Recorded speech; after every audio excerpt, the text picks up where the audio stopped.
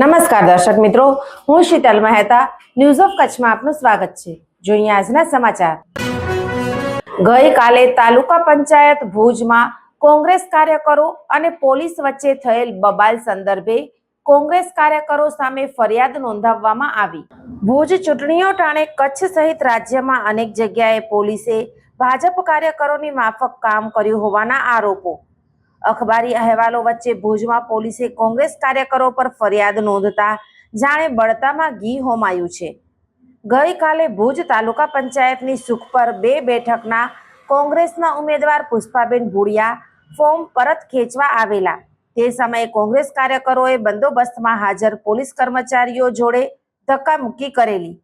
લોકશાહીની હત્યા બંધ કરો તેવા નારા પોકારી શાંતિનો ભંગ કરીને એક મહિલા પોલીસ કર્મીને ધક્કો મારી નીચે પાડી દઈ ઈજાગ્રસ્ત કરી હોવાનો ફરિયાદમાં આરોપ કરાયો છે। ભુજ એ ડિવિઝનના પોલીસ કર્મચારી ઉર્વશી રાજગોરે કોંગ્રેસના હરીશ આહિર, HS આહિર, નરેન્દ્રસિંહ જાડેજા, રમેશ ગરવા, લાખાજી સોઢા, લાલીબેન આહીવાલ, રસિકબા જાડેજા અને અન્ય 15-20 કોંગ્રેસ કાર્યકરો સામે ફરજમાં રૂકાવટ સહિતની કલમો તળે ફરિયાદ નોંધાવી છે। કોંગ્રેસ કાર્યકરોએ પૂર્વ આયોજિત રીતે ગેરકાયદેસર રીતે ટોળું બનાવીને પોલીસ કર્મીઓ જોડે ધક્કામુક્કી કરી હોવાનું તેમજ લાલીબેન અને રસિકબાએ ત્યાં હાજર કોન્સ્ટેબલ કૃષ્ણાબેન કેરાઈને ધક્કો મારી નીચે પાડી દઈને કમરના ભાગે ઈજા પહોંચાડી હોવાનું ફરિયાદમાં લખાવાયું છે।